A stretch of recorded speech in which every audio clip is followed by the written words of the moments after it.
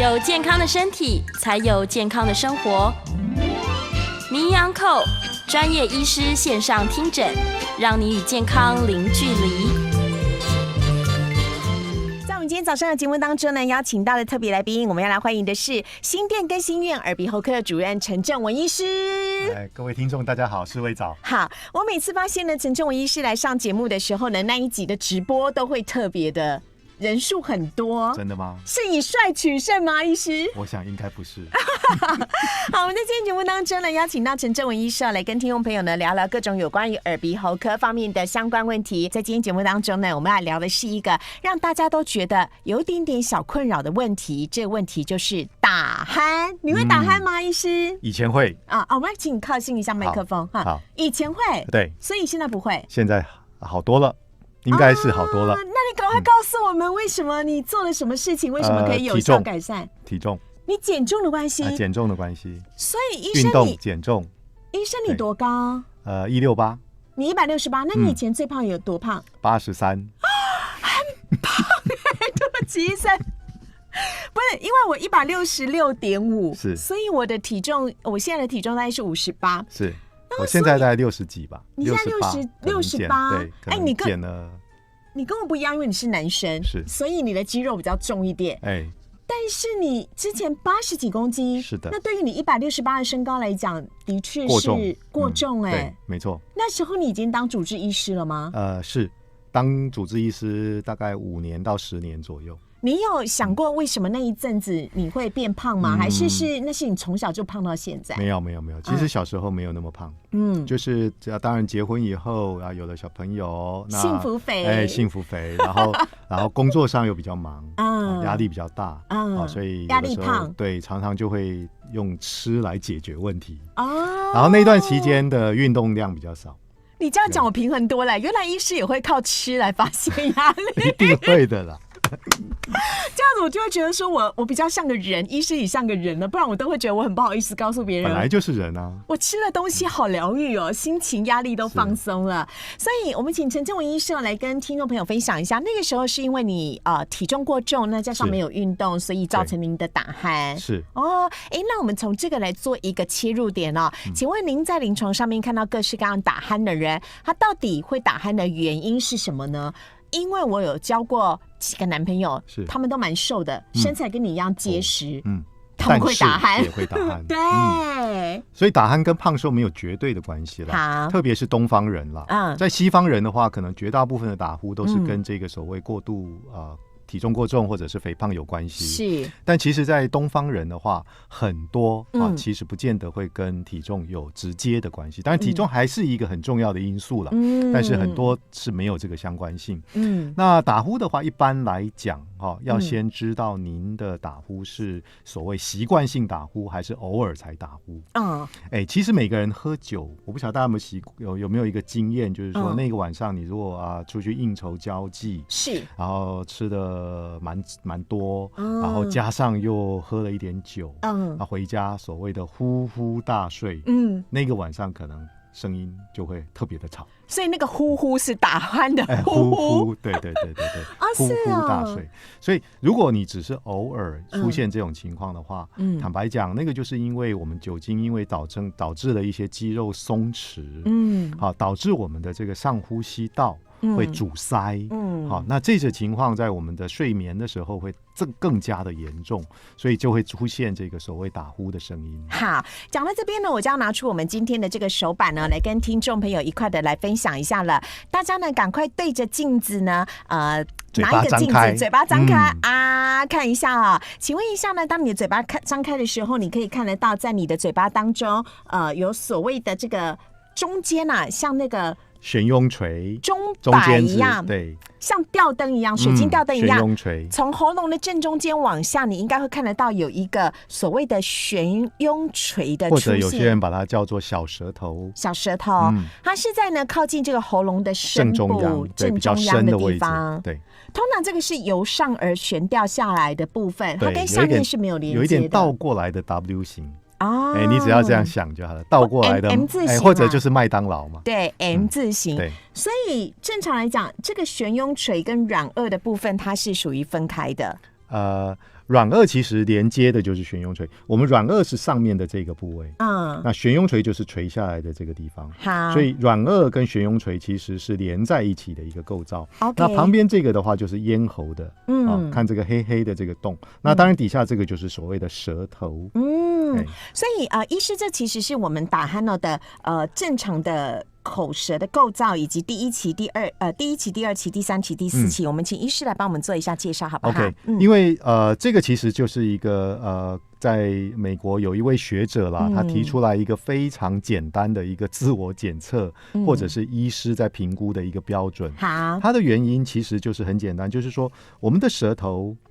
它的大小其实会左右到我们的上呼吸道的一个空间。只要你的舌头相对于我们的骨架子越大的话，它占的空间比例越高的话，当然你能够呼吸的空间就越来越窄。所以这个最接近我的这个图，大家可以看得到，它嘴巴张开的时候，它的口咽的这些所谓悬雍垂、软腭扁桃腺等等这些的构造，它都看得清清楚楚。因为它看得清清楚楚，它隐含的意思就是说，它舌头占整个口腔的一个空间是比较小的。好，那我们沿着第二期、第三期、第四期到第四期这个地方，你来看，你嘴巴张开会发现，你刚刚我们看到的软腭、悬雍垂、扁桃腺、后咽壁这些地方，你通通都看不见了。那通通看不见代表什么意思？就是说你的舌头它占的这个空间的比例，其实是非常大的。那我们大家知道，如果你的骨架子待你成年了以后，其实是不会有太大的改变的。但是呢，你的软组织会随着你的体重增加而增加。所以胖不是只有胖在肚子上那一圈，当然还有包含你的还有全身的这些软组织、咽喉的内部构造等等，也都有跟着可能会变胖。增厚是所以这些增厚的组织构造其实就会堆积在我们的上呼吸道，导致在上呼吸道里面，本来你睡觉的时候肌肉松弛的情况之下，本来你的呼吸道就会变得比较窄了，但是你又加上了这些因素了以后，会导致你的这个睡眠呼吸中止、打呼等等这些问题就会更加的严重。所以医生如果照您这样讲的话呢，等于是说如果呢我在睡前，比如说我喝了一点酒，是，或者是我吃了肌肉松弛剂，是，都有可能会导致加重我的肌肉加重放松。对，放松的意思就是说呢，它的肌肉可能会稍微的面积再扩大一些，对不对？简单的讲，就是我们躺下来的时候，大部分都是仰睡嘛，对不对？那舌头就会怎么样？就会往后塌下去。是。舌根就会往后塌下去，对对对，它就会阻塞到我们的呼吸道。因为舌头大家知道它的构造绝大部分是肌肉组织，所以一旦这个肌肉组织放松了以后，它就有可能让我们的呼吸道变得更窄。好，所以包含了酒精，包含了药物，这都是有可能影响的作用。还有安眠药也会啊。对，因为它其实也会加重我们打呼、睡眠呼吸中止的问题。了解。还有肥胖，肥胖真的不是只是胖外表，还有包含了胖你的内脏，不是只有脂肪肝，还有包含了你的舌头、呼吸道这个结构也会变得肥厚，对不对？有很多的研究都认为说，舌头里面你如果，当然我们不可能真的把它切开，但是很多的构造检查，经过核磁共振或其他检查，他会发现舌头里面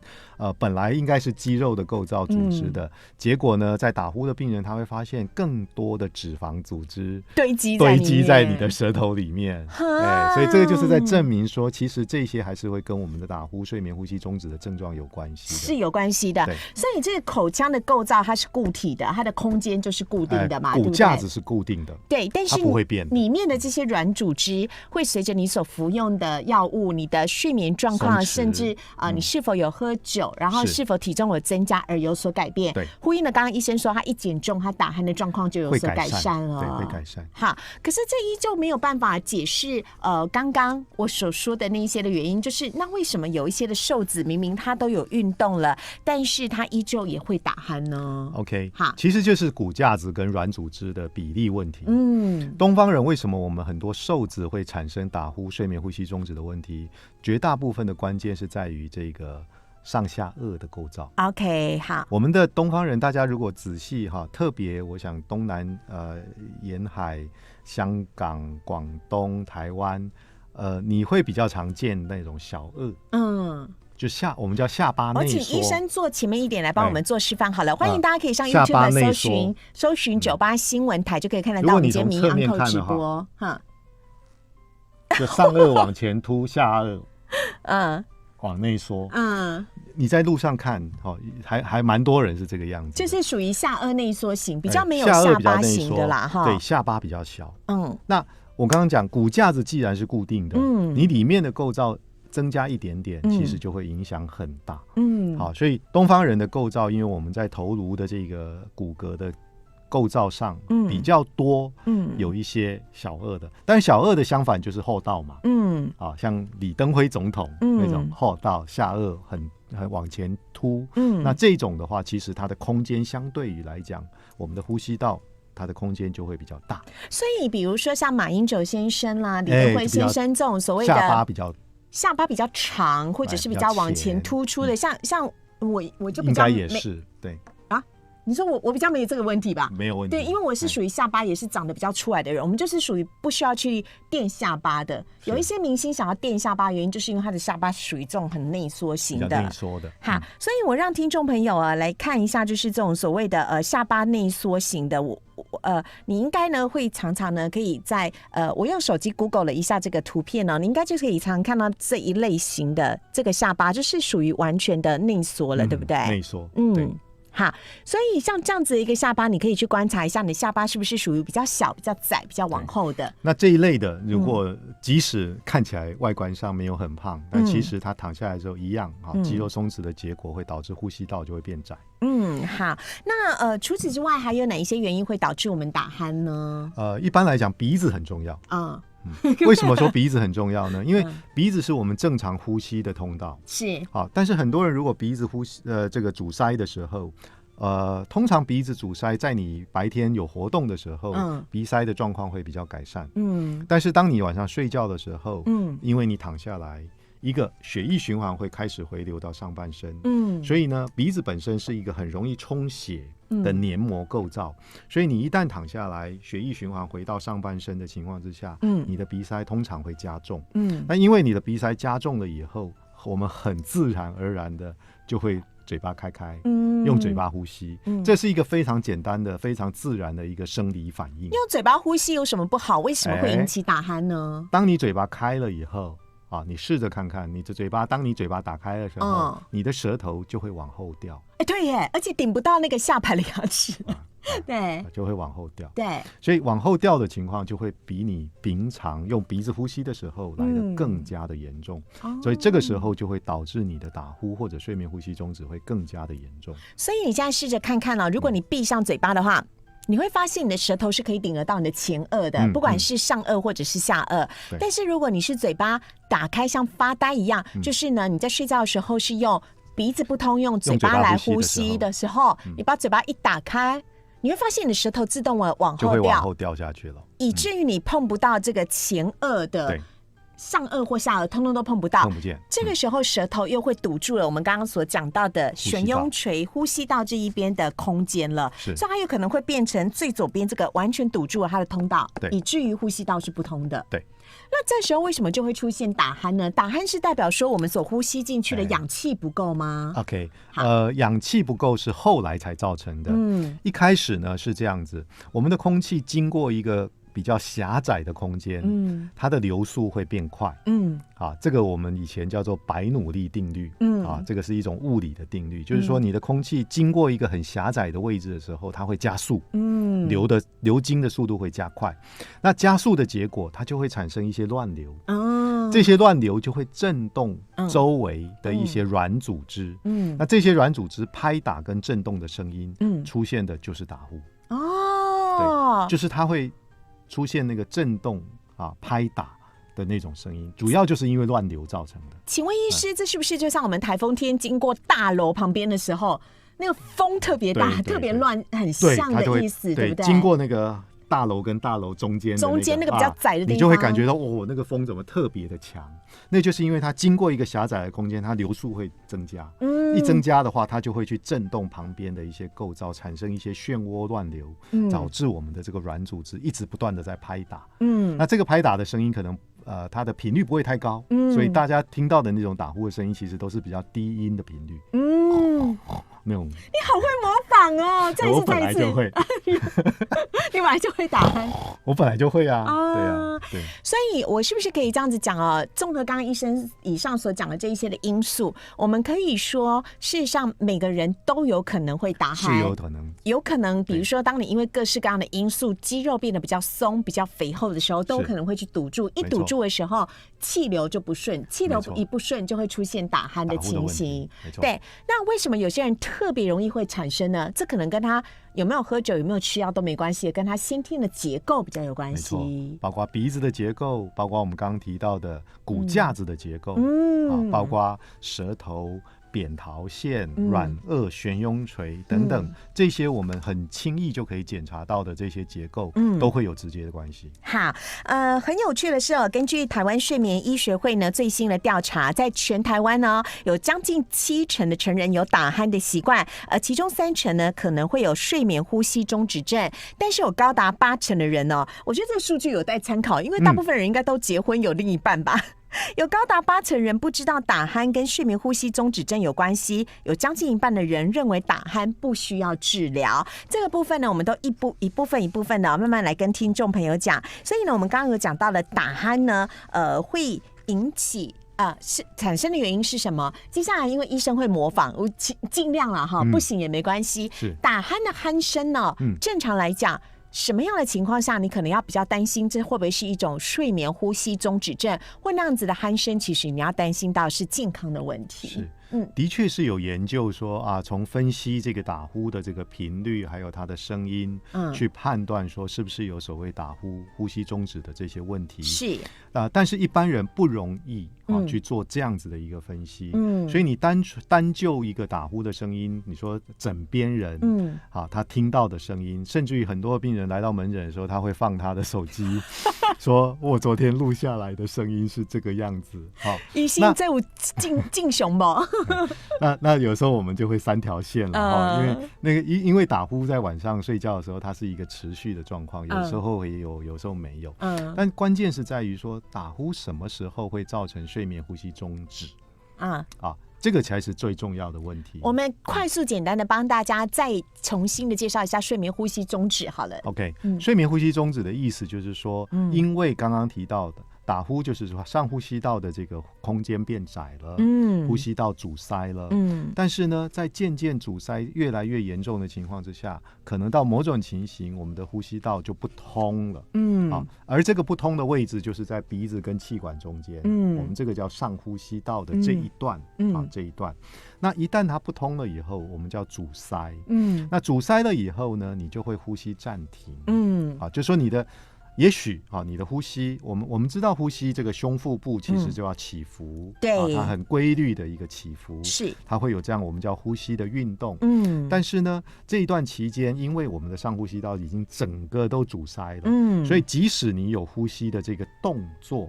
但是呢，外面的空气就没有办法进入到我们的肺部，那这个时候我们就叫做阻塞性的睡眠呼吸中止。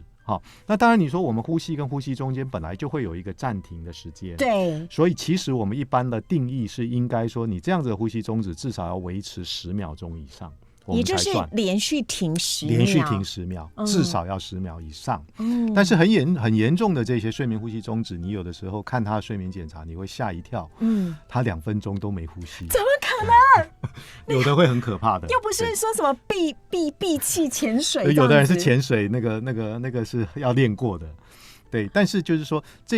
有的潜水的确他是要练过的，但是这些你看到他1-2分钟都没有呼吸的情况之下，你就会担心什么？就会担心缺氧，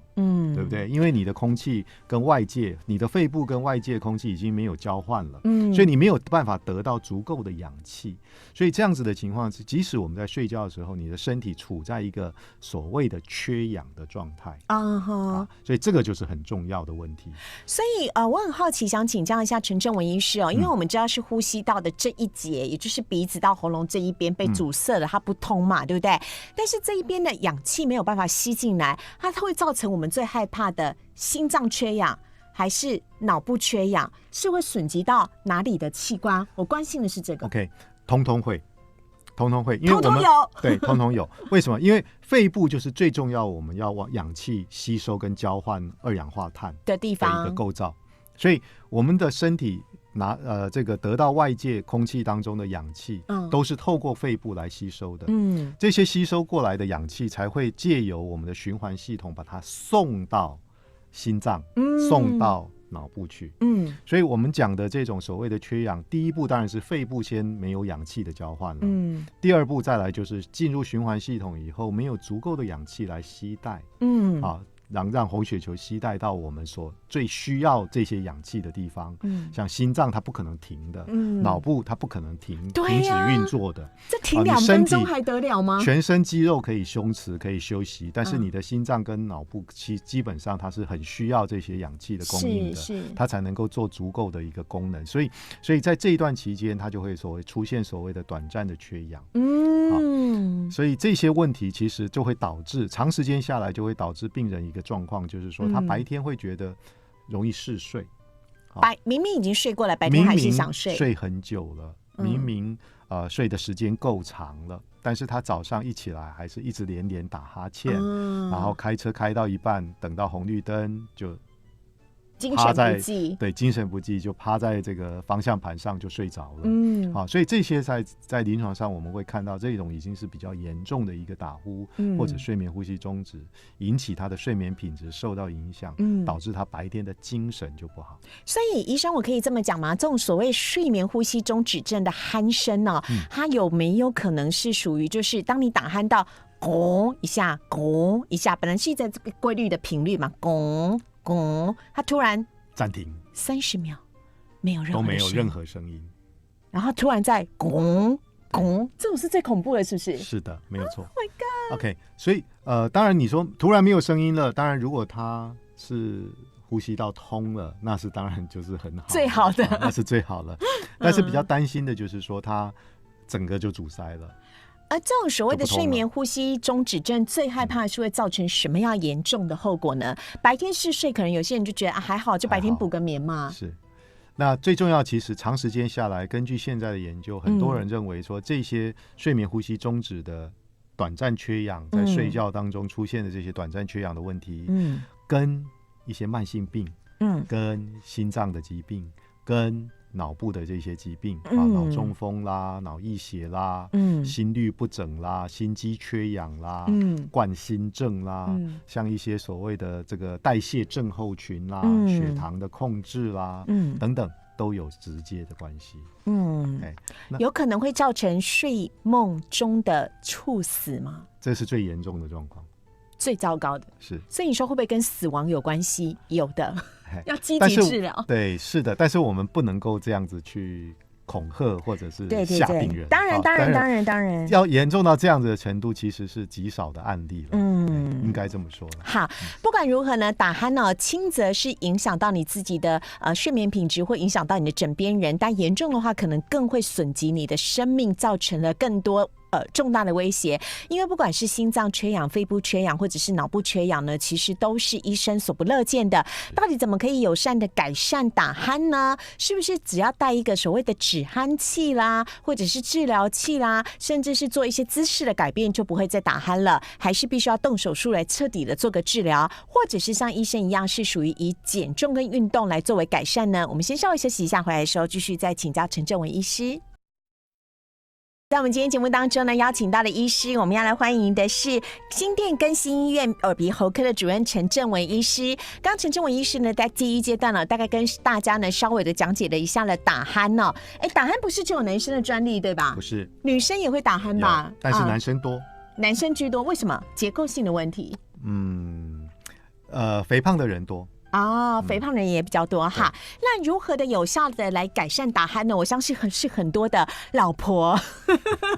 女朋友们衷心想要赶快听到的答案。我们先从没有侵入性的来讲起好了。OK， 其实打呼的治疗哈，如果说你只是单纯只有打呼的话，其实你可以借由一些像饮食，或者是这个睡眠的姿势的改变，可以得到一些改善。好，太有趣了，赶快说。譬如说，你就尽量不要吃宵夜嘛。然后在睡前你就不要喝酒嘛。或者说你在睡觉的时候就尽可能的维持一些侧睡的姿势。侧睡比仰睡不容易打鼾。应该是说大部分的人侧睡会比仰睡更好，就是打呼会更减少。为什么？因为我们的空间的关系，因为我们在正躺的时候，刚刚提到我们舌头容易整个往后掉下去，对对对。但是侧睡的时候，舌头就偏一边，所以它就比较不会，因为这个其实是跟重力我们的地心引力有关系的。所以有些小宝宝会打呼，是因为他仰睡的关系吗？是的。所以仰睡一般来讲，应该是说大部分，当然也有极少数的特殊的案例，就是说侧睡反而他打呼更严重，但普遍来讲，侧睡比较好。是侧睡会改善。好，不吃宵夜侧睡，还有呢，避免酒精的饮料在睡觉前吃，然后睡前尽量不要吃那个叫做安眠药。安眠药、肌肉松弛剂都尽量不要，因为这些都会加重我们的打呼的问题。我还没问你呢，请问打鼾的人呢，他的睡眠品质到底严格来讲好不好？还是只要会打鼾就睡眠品质不好？不一定。OK， 这个其实是这样。打呼的人他入睡很快，就是他上床可能你还不到1分钟，他就开始打呼，呼呼大睡。我做正事。就是他入睡很快。但是呢，如果严重到睡眠呼吸中止的话，他的睡眠品质不好，他没有办法维持比较深层的睡眠。所以差别在这里，因为他吸不到氧，所以他无法进入深层睡眠。因为他在睡眠的过程当中，因为我们在人体在缺氧的时候，他身体组织会受不了。受不了的时候，你就我想有经验的这个枕边人一定都会看到，就是说，怎么枕边人突然就抽搐一下，抽搐一下，或者好像吸不到气，呛到一下，对，呛到一下，然后他就翻个身，或者做个其他的什么动作，就又开始咳了。对，所以这个就是代表说，他在睡觉的时候，我们睡眠本来就是应该要进入深层的睡眠，让我们的组织足够的修复。得到充分的休息，但是每当他要进入到比较深层的睡眠的时候，他就被因为缺氧而造成的这些症状给打断了。打断以后，他就有一点醒过来，他不完全清醒，但是呢，他就会从深层的睡眠进入到一个浅层的睡眠，所以他比较容易，所以他的睡眠就一要进入深层就跑回浅层。一进入深层就跑回浅层，所以你一个晚上它都一直维持在比较浅层的睡眠，这样子你的身体当然得不到一个很充分的休息，所以他的睡眠不好的品质是来自于他睡得不安稳，而不是入睡困难。所以这跟大家一般长期听到的说我在吃安眠药是为了帮助入睡，其实是不一样的。可是为什么打鼾的人特别容易睡着？因为我们刚刚提到，他因为长期睡眠，因为他感觉他是躺在那里，但是他没有得到充分休息，所以他一直处在一个很疲惫的状态，所以他会很容易一上床就睡着。甚至于有的坐着没事他就睡着。对，最明显的，大家如果有经验的话，老公下班坐在沙发上，明明电视很精彩，他就开始打呼，坐着就打呼。所以这些就是他只要一没事，注意力不集中，放松，他即使坐着他就开始打呼，开始出现呼吸中止的一些症状。所以刚这个帮大家来稍微的做个说明啊。这也刚刚呼应了刚刚医生所讲的了。如果呢你要避免打鼾的话，有几个方式试试看。睡觉前避免酒精，避免宵夜，不要吃肌肉松弛剂，不要吃安眠药。还有呢非常重要的一件事情呢，可以试试看侧睡的方法，或许会有一些的帮助。没错，这些行为的治疗，其实在打呼是一个很重要。包括我们刚刚也曾经讨论过减重，运动，饮食的一些控制。我觉得胖子是幸福的，因为胖子还有空间可以减了之后，他或许就会有很明显的疗效。那瘦子比较辛苦一点，他要先从这些姿势上面、生活习惯上面去做改变。对，那另外一种可以矫正的方法就是所谓的止鼾器。我们刚刚诗伟也有提到这个止鼾器。其实刚刚提到我们这个如果不胖，明明瘦瘦的，然后刚刚我们也讨论过这个下巴内缩，下巴比较短，这些情形蛮适合去使用一种就是止鼾器。这个止鼾器其实它是一种上下颚的口颚矫正器。比较学术的名词，它是这个样子。是它的目的很简单，它就是把我们的下颚往前推出来。让我们在咬这个所谓的止鼾器的时候，会很自然而然的把下颚往前推拉，所以那下颚就会这样子是往前推。把它往前推，它就是借由这种矫正器，慢慢的帮你把下颚往前推，把空间拉大，把后面的呼吸道的空间把它拉宽拉大。所以这有点像磨牙套一样，它就是一个牙套，是，只是它装的是上面跟下面，然后把它对准之后往前，那个下巴是往前移的，相对位置往前移的。这个的治疗效果好不好 ？OK， 一般来讲，目前的研究认为，你如果是中度、轻度，而且你不是很肥胖的这一类的病人，比较适合去使用这个止鼾器。因为止鼾器你只要带着，其实在适当的牙科医师帮你做的情况之下，应该对这个颞颌关节的影响比较有限。那有另外一个好处就是也可以预防磨牙。因为你戴着就跟磨牙器其实是一样的东西。对，你看像我的那个下巴，我虽然是长得比较出来的人，但是呢，我不会有打鼾的问题，但是我有磨牙的问题。但如果你是有打鼾的人的话，你就刚好一举两得啦，两个都可以一起来做治疗啊，对不对 ？OK，对，所以这个是止鼾器，止鼾器是另外一个也算没有太大的侵入性的一种选择了。对。那么如果说你是一个更严重的譬如说你在睡觉的时候，因为睡眠呼吸中止已经有可能导致这个缺氧，就缺氧已经很明显了。是，那这一类的，我们通常你在使用刚刚提到的这些行为方面的治疗，或者是姿势的治疗，或者是止鼾器的治疗，其实它得到的效果都会比较有限。那这个时候就要靠一种我们叫做正压呼吸辅助装置。这很酷，很多人都用过，是，但听说很多人都不习惯。大概有一半的人会戴不习惯了，因为你在睡觉的时候要罩一个鼻罩、口鼻罩，等等这样子的一个罩子，它固定住，然后连到一个管子，管子连到一个机器，这个机器不断的把空气灌到我们的呼吸道里面去。这个感觉是有人在你的鼻子这边一直呼气，一直吹气，对着你的鼻子一直在吹气。那这样子的好处其实就是说，它变成一个让我们的上呼吸道有一个气垫的一个作用，来抵抗它的阻力。所以这样子的情形就会维持呼吸道是通畅的。所以你就不会有阻塞的问题。但是问题是不阻塞了，但你不一定睡得着，因为不习惯那样子的一个呼气方式。的确，不过我想正压呼吸器的改良也蛮多的，所以现在有很多的正压呼吸器，它会依照你的呼吸的起伏的动作来做一些压力的调控。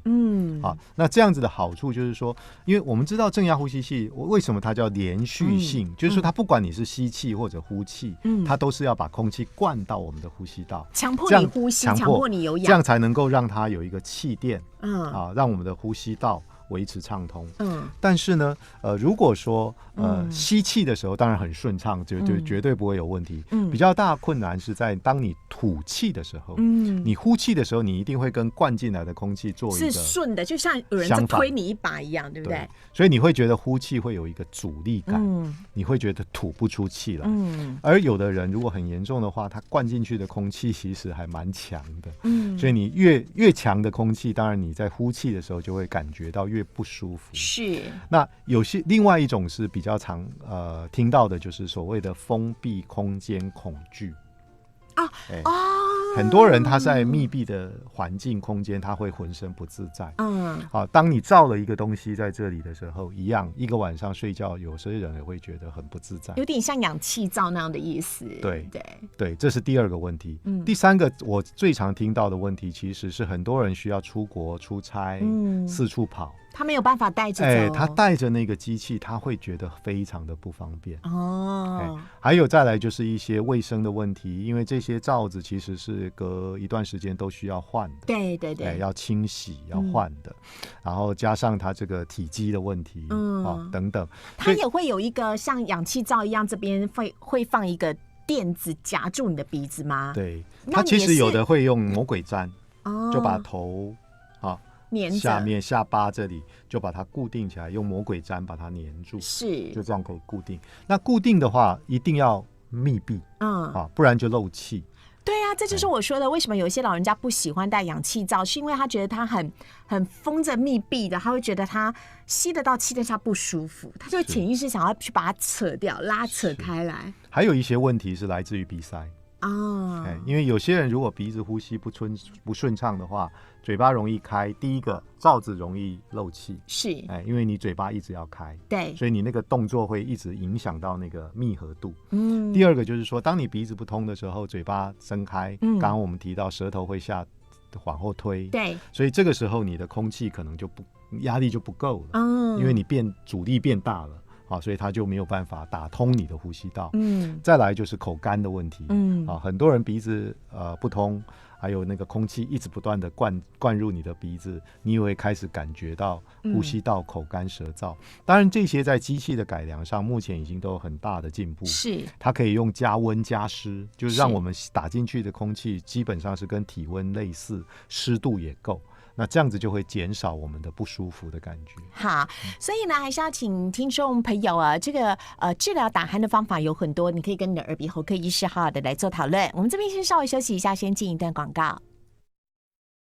在我们今天早上的节目当中呢，邀请到的是新店更新院耳鼻喉科的主任陈正文医师，跟听众朋友呢聊聊打鼾应该要怎么样的治疗哦。刚刚有说到，在全台湾呢，有将近70%的人都会打鼾哦。这个打鼾习惯的话呢，事实上是可以有办法，可以有效的去做一些改善的。刚刚医生讲的那些方法，你都可以试试看。是。最糟糕，请问我们还有动手术的方法可以改善吗 ？OK， 一般来讲手术还是会把它，因为毕竟还是比较有侵入性了，所以除非病人很强烈的要求，一般来讲我们还是会把它摆在比较后面的一个选择了。我想如果有看过我门诊的病人应该了解，就是说一方面我们会做一个详细的理学检查，安排一些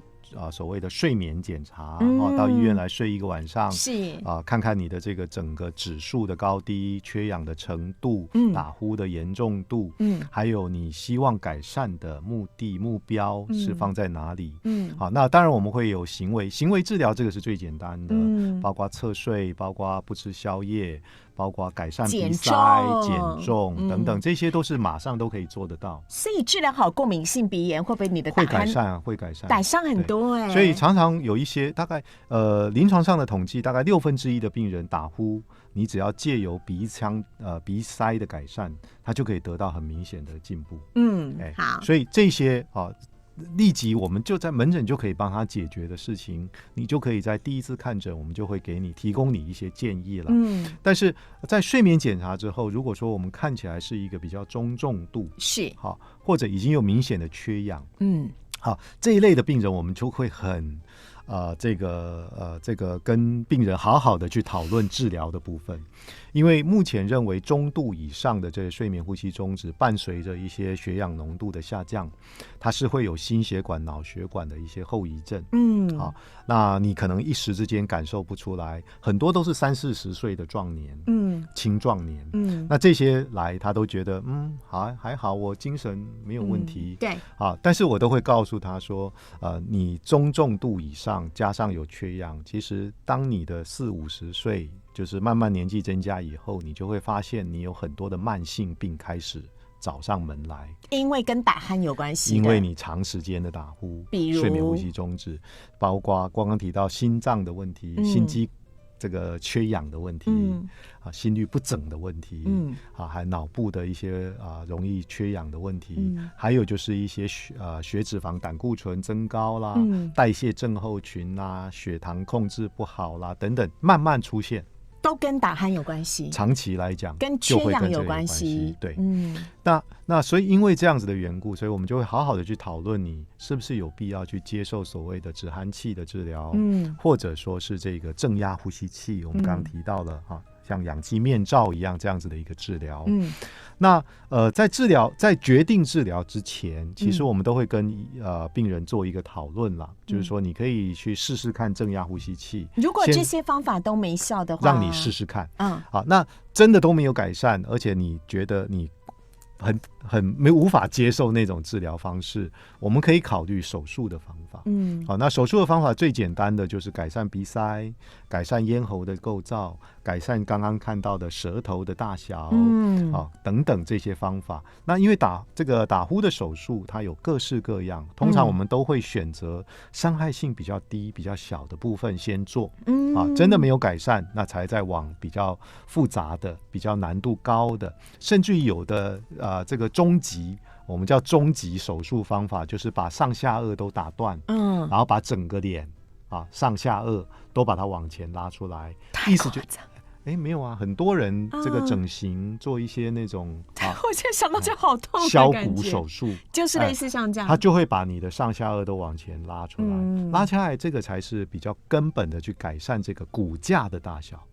我们一开始有讨论软组织跟骨架的这个比例，是很重要的一个关键。好，所以呢，像这些的，真的最后不得已还是都可以跟医师来讨论看看。而且我最后还是要提醒听众朋友要请教医生的是，年纪越大，不只是你的肉会下垂，胸部会下垂，屁股会下垂，你的肌肉悬雍垂也会松吗？是。有可能松了的意思就是它也会往下占据那个面积，对不对？好，所以呢，像这些的部分呢，有都可能导致你年纪越大，你的打鼾变得越来越严重，这是有机会的，是有的。好，所以一定要请大家要好好的跟你的医师来做一下讨论了。打鼾顶多只是干扰你的生活，但是睡眠呼吸中止症会严重的威胁到你的健康。对，希望大家好好的来重视这一块。我们也非常的谢谢陈正文医师，感谢，谢谢，谢谢，拜拜。